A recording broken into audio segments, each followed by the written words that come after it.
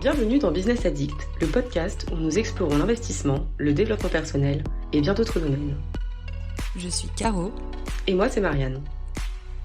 Nous sommes toutes les deux des investisseuses curieuses et passionnées, au caractère et parcours bien différents. Ici, nous partagerons nos connaissances, nos expériences et celles de nos invités pour que vous sachiez par où commencer, mais aussi pour vous donner des pistes pour accélérer et vous épanouir dans vos projets. Rejoignez-nous pour des conseils inspirants, abonnez-vous et devenez un vrai business addict. Bonjour à tous. Aujourd'hui, on va parler de comment comprendre son profil investisseur. Donc on va parler d'analyse de risque, de budget, de temps et de direction mentale, mais aussi de charge mentale. Salut tout le monde, aujourd'hui, comme disait Marianne, on va parler d'un sujet fondamental pour pouvoir vous lancer dans l'investissement, c'est de comprendre comment vous fonctionnez par rapport à l'investissement. Donc ça va être comprendre votre profil investisseur pour pouvoir prendre vos décisions adaptées, puis voilà. Donc peut-être qu'on peut commencer par l'analyse du risque. Donc il y a plusieurs niveaux de risque en investissement. Faut toujours prendre en compte que la rentabilité dépend du risque, et donc c'est pour ça qu'on vous en parle dès le début.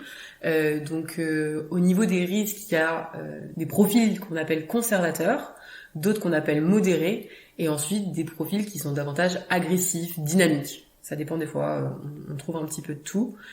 Ce qu'il faut à tout prix, c'est bien comprendre que ce ne sont pas des profils qui reflètent votre ressenti. C'est pas, vous allez pas vous dire moi dans la vie je suis un fonceur, donc du coup je vais avoir un profil agressif ou dynamique.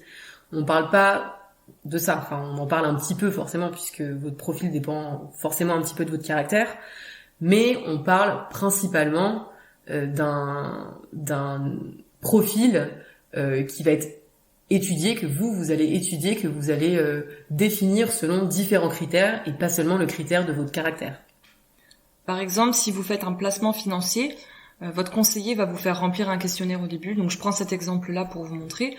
Il va vous demander quel est votre rapport au risque. Est-ce que vous vous sentez à l'aise avec le fait de perdre de l'argent?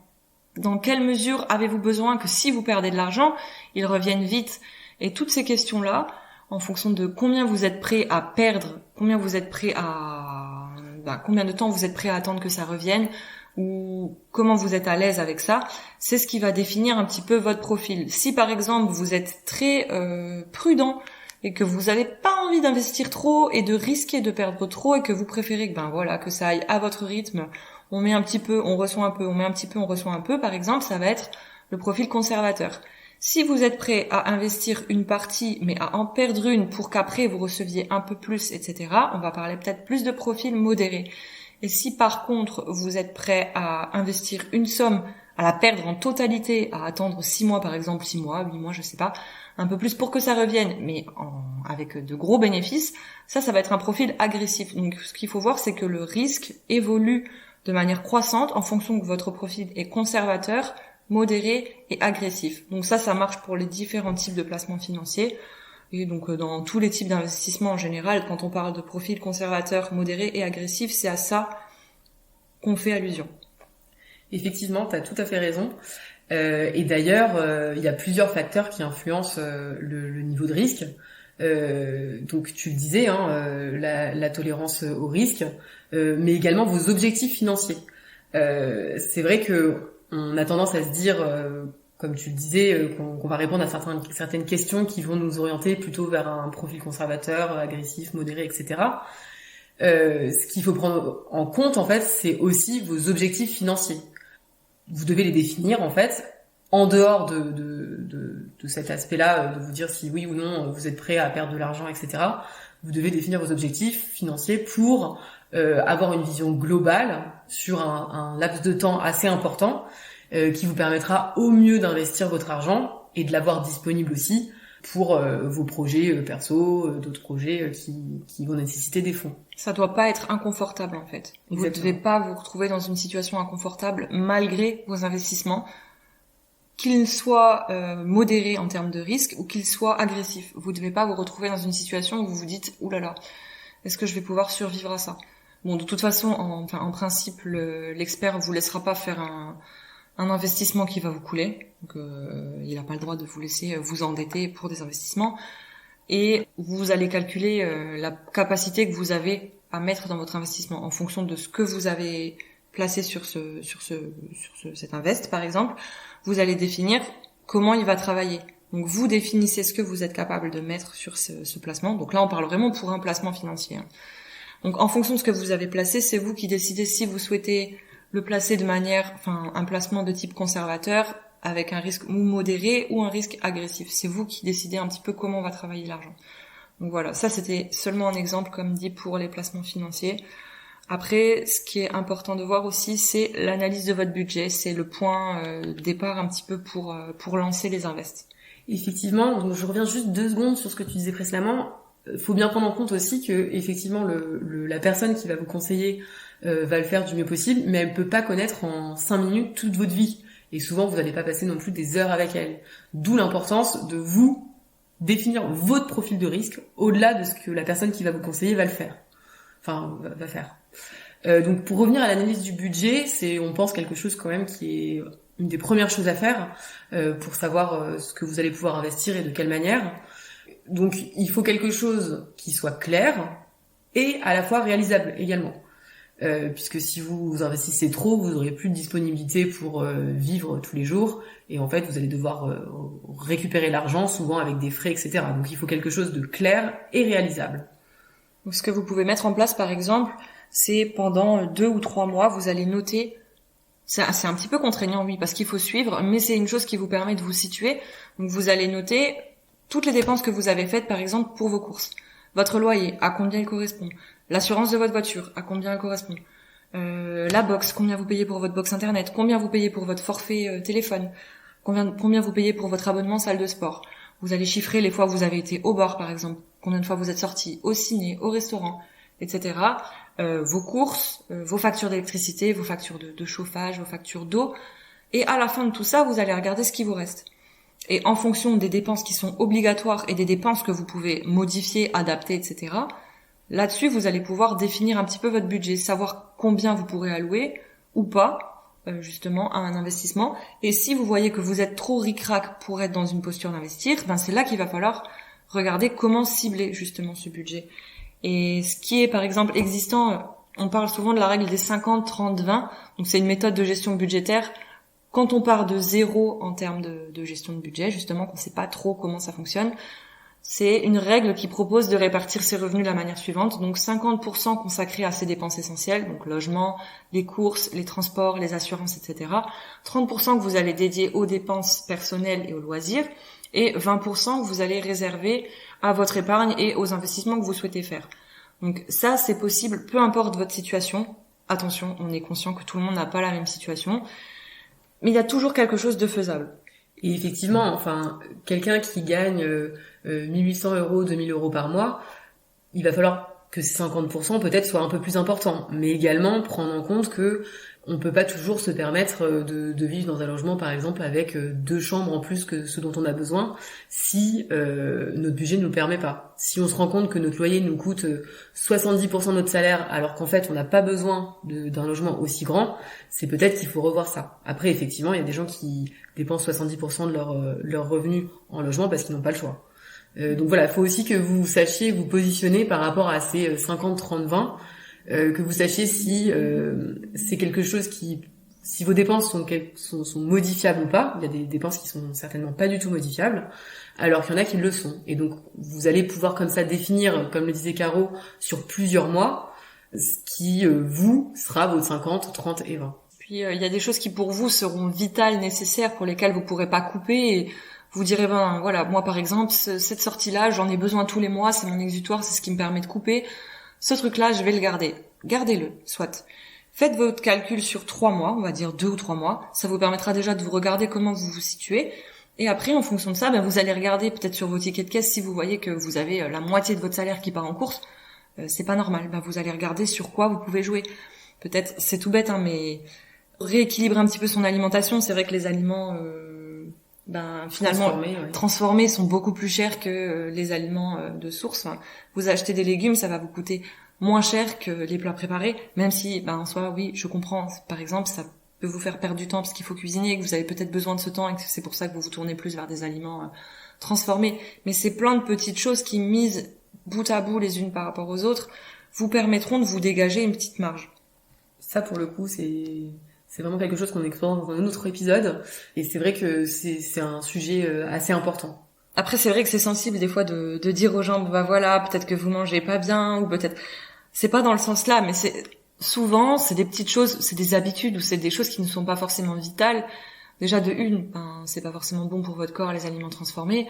La gourmandise, le sucre, les biscuits, les machins, toutes ces choses-là, c'est des choses qu'on peut peut-être pas enlever à 100%, mais réduire un petit peu, et ça peut vous faire gratter, je sais pas, peut-être 15-20 € par semaine, qui, à la fin, mis bout à bout, vous feront presque économiser 100 € à la fin du mois, et franchement, c'est tellement pas négligeable. Surtout si vous êtes ric-rac. Après, peut-être que si vous êtes plus confortable sur votre budget, et on sait pas du tout, encore une fois, dans quelle situation vous vous trouvez, mais si vous êtes un petit peu ric-rac, c'est des choses toutes bêtes qui peuvent vous aider. Par exemple, la cigarette, une autre chose. On n'est pas là pour vous sermonner, vous donner des conseils, mais enfin, si, on est un petit peu là pour ça, mais dans le sens où on n'est pas là pour juger. Mais vous pourriez, faire du bien à votre santé, par exemple, si vous fumez. Je ne sais pas, admettons que vous fumiez 3 paquets par semaine. Aujourd'hui, le paquet, 10 € le paquet. Ça vous fait 30 € par semaine. Ne serait-ce que de réduire que d'un, à la fin du mois, ça vous fait 40 € économisés, quoi. Exactement. Donc, bien, je pense, cibler les choses qui sont vraiment importantes pour vous. Si vous achetez une télé énorme et qu'en fait vous vous rendez compte que vous regardez jamais la télé, vous êtes tout le temps sur YouTube, sur votre ordinateur, peut-être qu'il faut réfléchir la prochaine fois que vous souhaitez en acheter une. Est-ce que je vais changer la mienne alors qu'elle est très bien? Est-ce que je vais en racheter une plus grosse alors que finalement j'en ai pas vraiment l'utilité? Voilà, enfin c'est toutes ces petites choses en fait qui au final peuvent vous faire gagner énormément d'argent à la fin et vous permettre en fait de vivre mieux ensuite. C'est de la frugalité finalement. C'est devenir un petit peu plus frugal et moins dans la société de consommation en fait. Exactement, tout en sachant qu'il faut quand même prendre en compte les dépenses exceptionnelles qui sont Noël effectivement. Enfin bon, voilà, c'est des choses les tous les ans exactement. Voilà, les garder vacances. quand même un certain budget selon ce que vous mettez comme budget en fait concrètement, que ce soit pour les vacances, pour Noël, pour les anniversaires, pour des fêtes familiales, etc. Faut se mettre un budget qui est pour vous confortable et qui va vous permettre de juger en fait ce que vous pouvez investir et ce que vous devez garder disponible pour vivre tel que vous le souhaitez. Voilà. Si ça vous intéresse, on peut vous proposer des petits modèles pour calculer votre budget mensuel. On va peut-être les joindre, je sais pas comment, mais il faudra qu'on voit pour rejoindre des documents qui peuvent vous aider aussi bien pour vous expliquer ces 50-30-20 que la méthode de budgétisation, que les différents types de profils risques. Donc soit on en fera des publications, soit... Exactement. Et encore une fois, ce qui est important, c'est pas ce que vous gagnez, c'est ce que vous arrivez à mettre de côté, peu importe le budget, enfin peu importe votre salaire, peu importe ce que vous gagnez par mois, même si vous mettez 10 €, 20 € de côté, in fine, ça va vous donner l'habitude en fait de faire ce genre de choses et vous allez réussir à épargner de plus en plus, même si au début ça vous semble incroyable. Vous allez réussir à épargner de plus en plus, à vous discipliner et à investir bien cet argent. Et au-delà de ça, le banquier, lui, ce qu'il veut, c'est quelqu'un qui soit raisonnable, en fait. Donc, on en parlera un peu plus tard, mais, enfin, voilà, vous allez être quelqu'un un client idéal. Et donc, ça, c'est assez important. Et comme tu disais, Marianne, c'est pas le montant du salaire qui fait que la banque va accepter ou pas votre projet. Par exemple, il y a des personnes qui peuvent gagner 4 000 € par mois, passer leur vie au casino, passer leur vie à faire des dépenses, on va dire, irresponsables, qui montreront au banquier quand il va venir 6 mois après avec l'envie d'un projet, peu importe le projet, ça peut être un projet d'acheter une maison, ça peut être le projet de lancer une entreprise, ça peut être différents projets qui nécessitent d'avoir un crédit. Si le banquier voit que la personne qui gagne 4 000 € par mois, elle sait pas du tout suivre ses finances, qu'elle sait pas mettre un rond de côté, mais que pour la personne, 4 000 € par mois, c'est suffisant pour faire ci, pour faire ça, et qu'à côté, elle a un profil d'une personne, je sais pas, qui gagnerait peut-être 1800, 1900 €, qui arrive tous les mois à épargner 200 €, qui est très très compétent sur la gestion de ses finances, qui arrive à expliquer son taux d'endettement, qui comprend ses finances et qui sait vers quoi il va, qui arrive à proposer un petit projet avec un dossier d'études monté et carré. Moi, à la place de la banque, je sais vers quel client je me tourne. Je sais que la personne qui est responsable et qui sait un peu plus comment gérer ses finances, même si elle gagne Même s'il lui faut 3 mois pour gagner ce que l'autre personne elle aura gagné en un mois, si l'autre personne elle est irresponsable et qu'elle sait pas gérer ses finances, je me tournerai 1000 fois vers la personne qui gagne le plus petit salaire.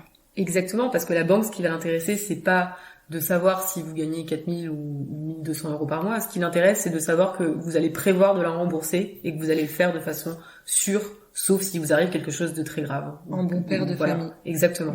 Et donc en fait, la banque, ce qu'elle veut, c'est pas que vous gagnez beaucoup, c'est que vous puissiez lui dire, bah vous voyez, moi, j'ai épargné 50 euros tous les mois, et donc je serai capable de le faire encore dans le futur. Ou si vous dites j'ai épargné 50 euros et que vous êtes bien renseigné, effectivement, que vous connaissez vos finances, que vous savez prévoir et que vous lui dites je peux épargner 200 euros, elle vous croira en fait.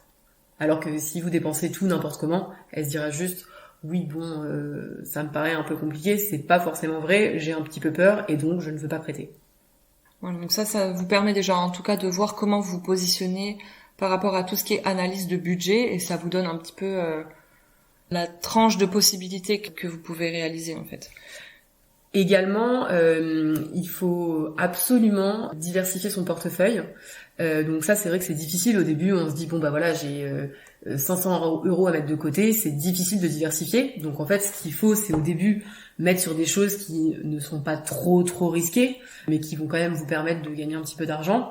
Et ensuite, quand vous avez un peu plus de sous, se dire bon bah voilà, si par exemple j'ai 500 euros, enfin si j'ai 1000 euros admettons à mettre de côté, je vais mettre 500 euros sur mon livret A parce que j'avais pas d'épargne de côté, parce que le livret A est quelque chose de très sûr en France, qui est garanti par l'État, qui est très liquide, on peut retirer l'argent quand on veut en 5 minutes. Sans frais, exactement, qui aujourd'hui on est quand même à 3%. Je crois qu'on va d'ailleurs encore peut-être monter, sauf si on a une dérogation faite par l'État, mais normalement on devrait monter à 4% selon les calculs en août. À mon avis, on ne montera pas. Mais bon, 3%, ça reste intéressant. 3%, c'est très bien. Et donc voilà, si je reprends l'exemple des 1000 euros, et après, effectivement, je me dirais, bon, bah voilà, avec mes 500 euros, je vais peut-être aller sur des choses un peu plus risquées, qui potentiellement me rapporteront plus. Mais donc voilà, si vous allez dans cette démarche-là de vous dire, ok, je me pose, j'essaie de comprendre ce qui pour moi est important, donc en termes de budget, on en parlait tout à l'heure, d'aller à la salle de sport ou de se faire telle sortie. Si vous définissez bien votre profil de risque en vous disant bon bah voilà, dans le futur j'aimerais avoir cet argent disponible, etc. Ce sera beaucoup plus facile en fait d'épargner bien et de placer bien votre argent. Vous pouvez aussi vous faire facilement dans cette même optique un Excel sur lequel vous dites bon bah voilà, aujourd'hui j'arrive à mettre par mois 50 euros de côté. Super, à la fin de l'année, ça fait déjà 600 euros d'épargne. Donc ces 600 euros, qu'est-ce que je vais faire avec ? Bon bah ok, moi je me sens pas trop avec mes finances, j'ai pas envie de risquer. Bon bah c'est pas grave, je vais peut-être placer 400 euros ou 500 sur le livret A. Je sais que le livret A à la fin de l'année avec les intérêts, bon bah je gagnerai un petit peu dessus. Et les 100 euros restants, je vais les mettre sur quelque chose de plus risqué, comme tu disais Marianne. Au moins ça vous prépare, déjà ça vous forme à savoir un petit peu comment ça se passe. Vous faites travailler votre argent. Celui qui est sur le livret A, de toute façon il est sûr, il bouge pas. Et vous vous permettez un petit peu de risque avec les 100 euros qui vont bouger un petit peu plus. Exactement. Et puis aussi, en tout cas, je sais pas comment toi t'as fait, mais moi c'est vrai qu'au début, j'étais rassurée de mettre sur mon livret A et j'étais contente parce que je me disais bon bah voilà, c'est mon épargne, elle est disponible, etc. Et ensuite, au fur et à mesure, on étudie les différentes alternatives et on est donc de plus en plus confiant et on se dit bon, ok, ça je pense que c'est un placement bien, qui correspond à ce que je veux, etc. Donc prenez le temps aussi en fait, mettre sur son livret A, mettez si vous voulez toutes vos économies sur votre livret A, ça ne risque rien. Aujourd'hui, il y a aussi les comptes à terme.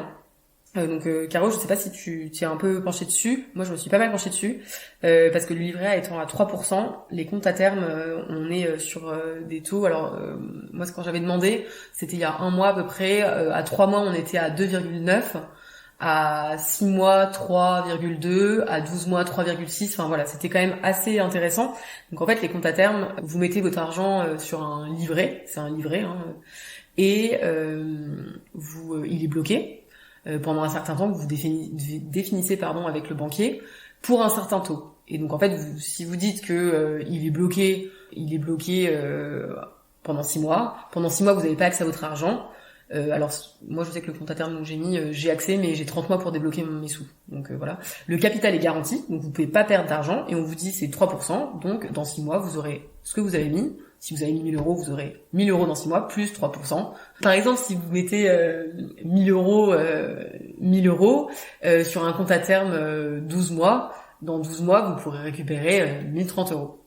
Ouais, c'est toujours ça. Et est-ce que ça, c'est accessible de chaque banque? Parce que moi, ces comptes-là, je me suis pas renseignée. C'est accessible dans chaque banque. Les banques ont des taux différents. Je sais que Boursorama en fait des très bien. Je fais pas de pub, hein, je fais pas d'action chez Boursorama. Moi, je les fais au Crédit Agricole parce que je les connais bien et que c'est là que j'ai mon prêt, donc c'était plus intéressant pour moi.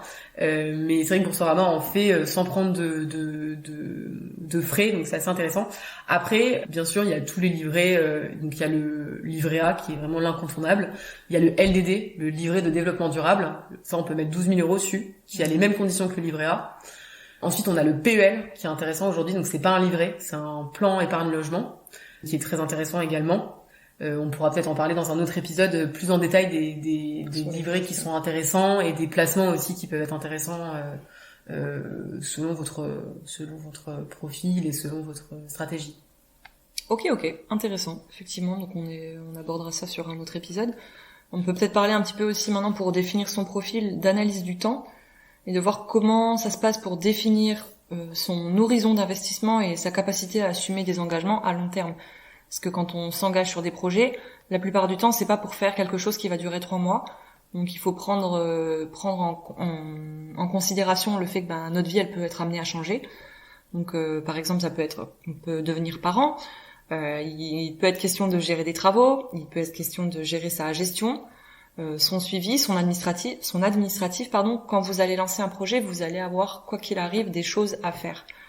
Donc, il faut bien prendre en compte ce temps et essayer de l'estimer au mieux pour voir si vous serez capable de l'assumer correctement.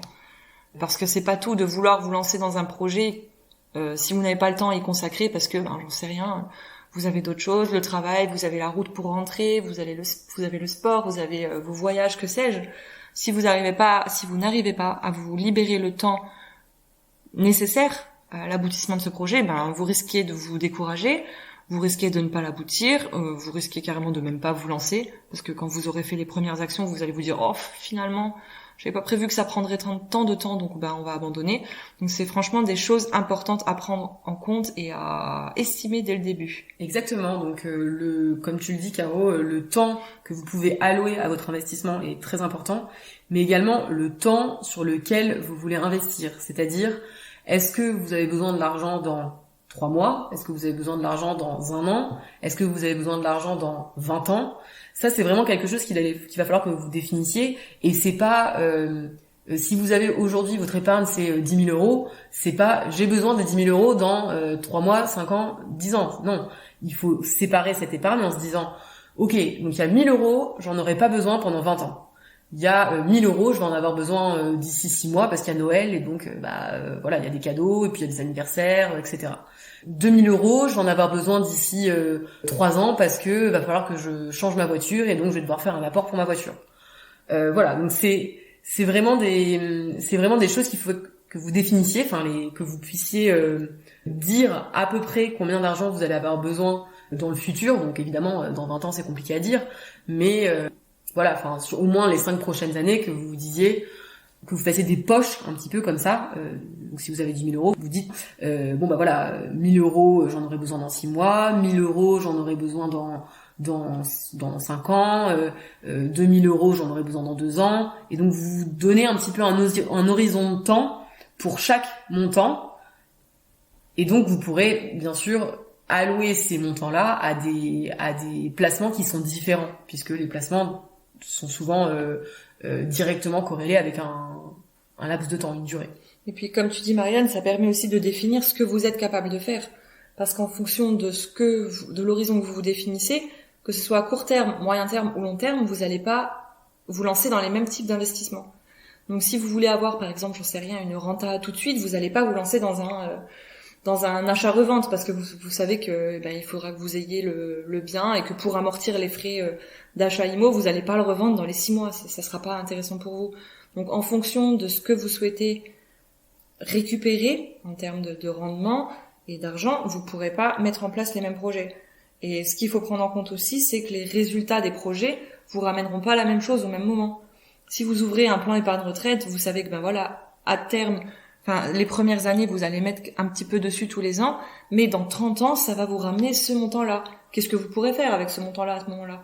Bon, ça, soit vous n'y pensez pas et vous vous dites, bon, bah, bonus, dans 30 ans, je récupère ce montant-là. Soit vous vous dites, bah, ok, là, j'aurai cet argent-là et je pourrais m'en servir pour faire ça ou ça. Ça peut aussi bien vous servir pour la retraite, hein. On porte bien son nom, le plan épargne retraite. Après, si vous investissez dans un bâtiment que vous voulez revendre, bah, vous pouvez vous faire une plus-value dans, disons, moyen terme, dans 5 ou 6 ans si vous revendez le bien. Et si vous achetez, par exemple, plus gros, un immeuble, par exemple, ou je sais pas, où vous faites de l'achat-revente avec des véhicules, vous pouvez vous faire, par exemple, hein, si vous faites ça, ça peut être un bon plan, faire de l'achat-revente de véhicules que vous trouvez, donc des bonnes occasions, vous les revendez tout de suite, ben vous savez qu'en 6 mois, vous pouvez vous faire une plus-value de 2000, 3000 euros. Ça peut être un plan d'investissement à très court terme. Donc, il faut vraiment cibler ce que vous souhaitez récupérer et en combien de temps. Et ce qui est possible aussi. Oui. Ça, faut rester toujours réaliste parce que ça sert à rien de se dire je gagne 2000 euros par mois, je vais mettre 1500 euros de côté et je vais l'investir sur 20 ans. Bon, bah, c'est pas du tout tenable, en fait. Donc, enfin, ça dépend. Peut-être il y a des gens pour qui c'est tenable. Moi, pour moi, en tout cas, personnellement, ça le serait pas. Voilà, faut être réaliste et vraiment sortir. Faut essayer le moins possible d'être affecté par ça. Enfin, faut vraiment ne pas être émotionnel.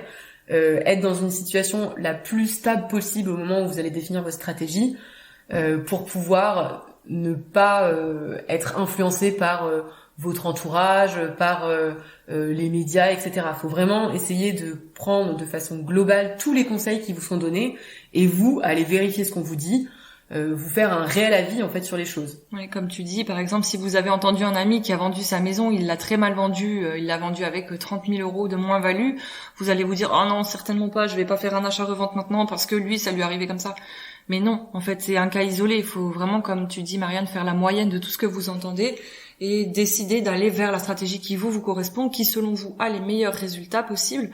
Et ça, encore une fois, ça va varier d'une personne à l'autre. C'est à vous de poser vraiment le pour et le contre de chaque type d'investissement et de ce que vous pouvez faire. Donc de toute façon, ça, on en parlera plus en détail pour tous les types d'investissements dans les prochains audios. Mais voilà, ne pas se laisser influencer par l'affect. Quand vous achetez, ça va pour l'achat d'un bien. Quand vous achetez, n'achetez pas au coup de cœur, c'est pas une bonne idée. Ouais. N'écoutez pas vos amis qui vont vous dire, ah bah moi j'ai pas eu le bon plan. Si, écoutez-les, mais je veux dire, ne prenez pas vos décisions en fonction de ça. Exactement. Et puis voilà. Exactement. Et aussi, soyez toujours en accord avec ce que vous faites. Si vous mettez de l'argent sur quelque chose qui est extrêmement risqué, dont le capital n'est pas garanti, la personne en face va pouvoir vous dire, le conseiller en face vous dira peut-être oui, mais vous savez, de manière générale, ça fait toujours 10%, donc vous avez presque aucune chance de perdre votre argent. Prenez toujours en compte le fait que si le capital n'est pas garanti, l'argent peut être perdu. Êtes-vous prêt, vous, à perdre cet argent? Je veux pas dire est-ce que ça va vous déranger, parce que oui, ça dérangerait tout le monde de perdre de l'argent, mais est-ce que c'est quelque chose que vous êtes prêt à assumer ou pas? Posez-vous toujours la question au moment où vous voulez investir. Mmh. Là, t'abordes un point important, c'est l'analyse de la direction mentale et de sa capacité à assumer une charge mentale dans un projet. C'est quelque chose qu'on ne visualise pas et qu'on sous-estime au début, je dirais. En tout cas, pour ma part, c'est quelque chose que j'ai sous-estimé. Je sais pas si toi aussi, mais pour mon cas, totalement. Il faut prendre en compte le fait que vous, dans votre vie, là, actuellement, vous avez l'esprit libre.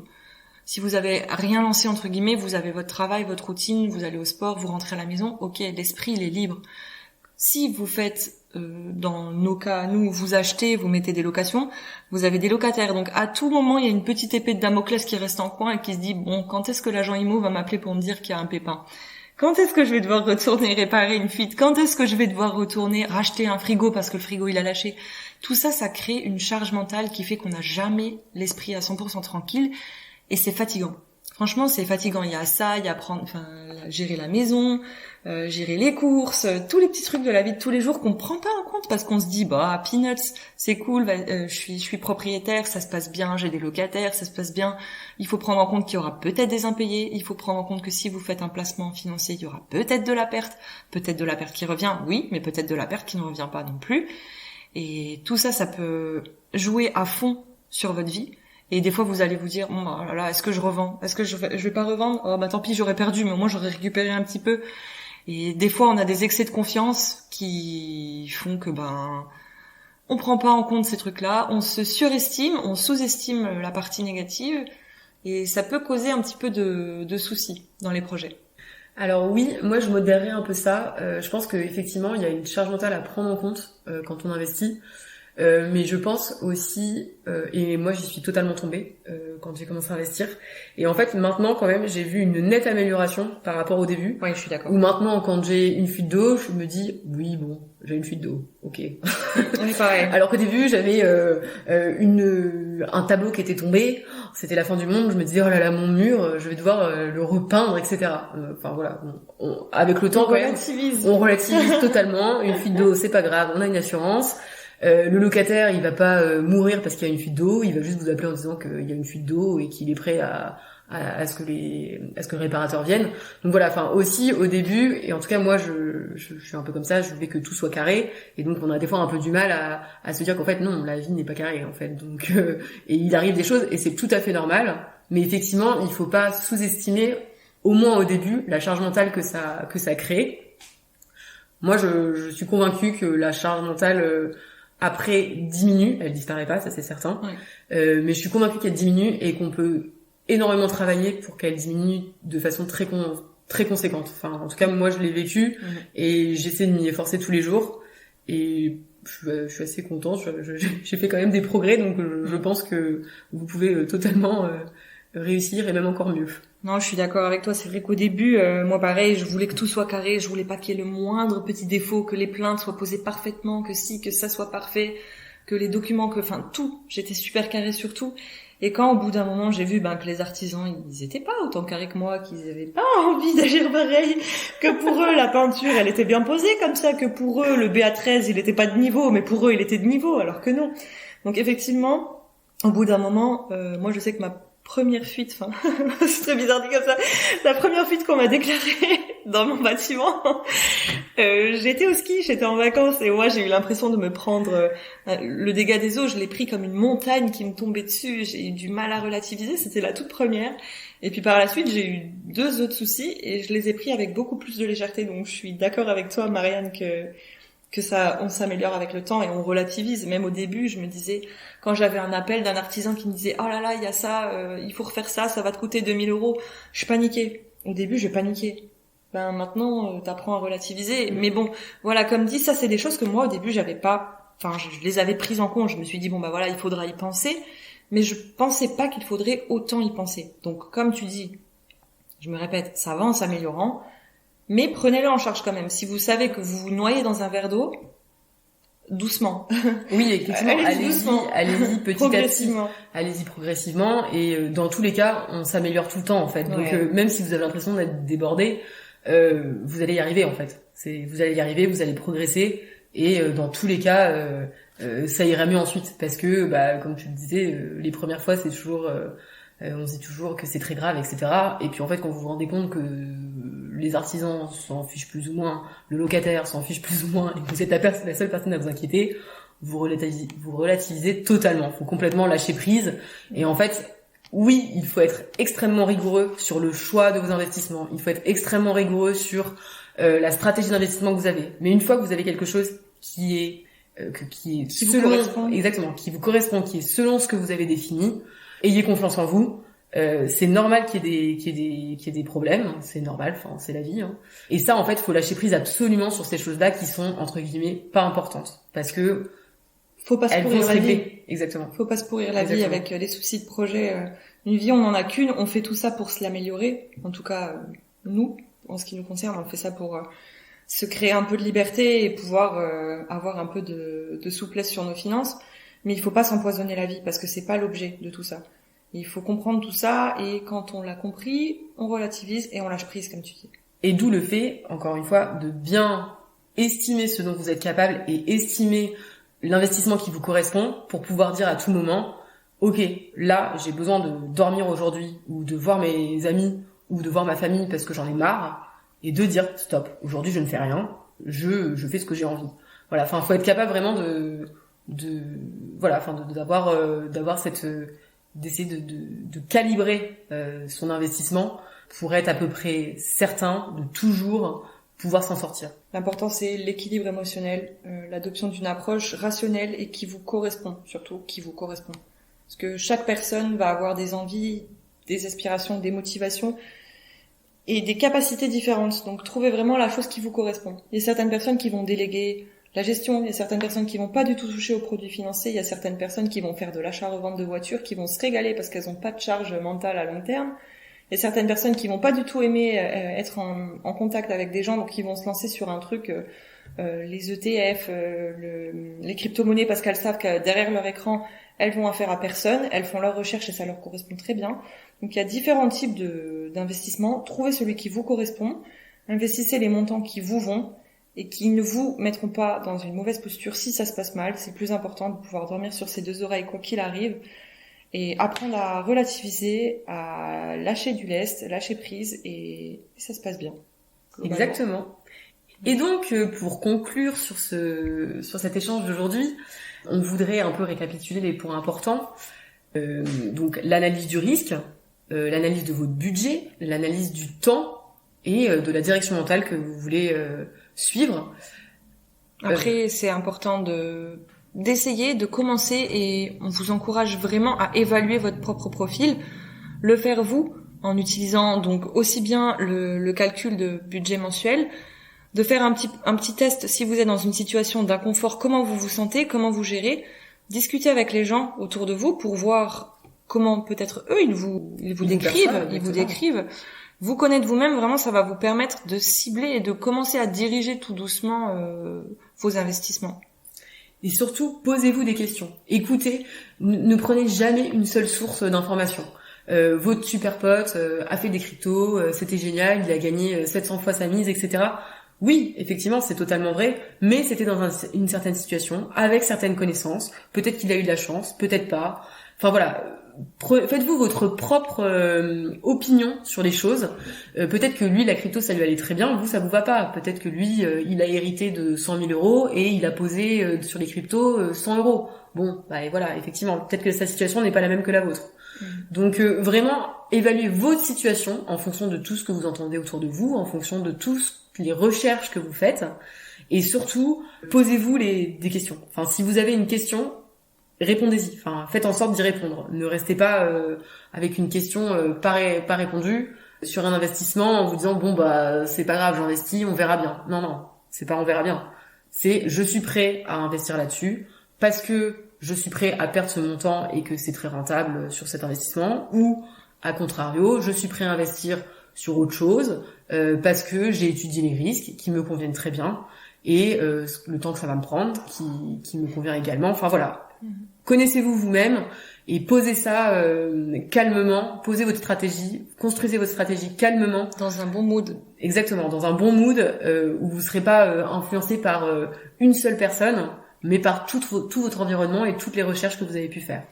Ensuite, un autre petit conseil, commencez à épargner dès aujourd'hui. Vous dites pas allez, l'année prochaine, je commence à mettre 50 euros par mois de côté. Faites-le dès maintenant, parce que à la fin de l'année, ça vous fait déjà un petit billet. Donc il est jamais trop tôt pour commencer et peut-être que ce petit pas, parce que 50 euros par mois, tout le monde devrait pouvoir être capable de les épargner. À la fin, peut-être que vous vous direz « Oh, facile, bon bah allez, maintenant je mets 100 ». Et vous allez vous rendre compte que vous êtes capable de beaucoup plus que ce que vous pensez pouvoir faire.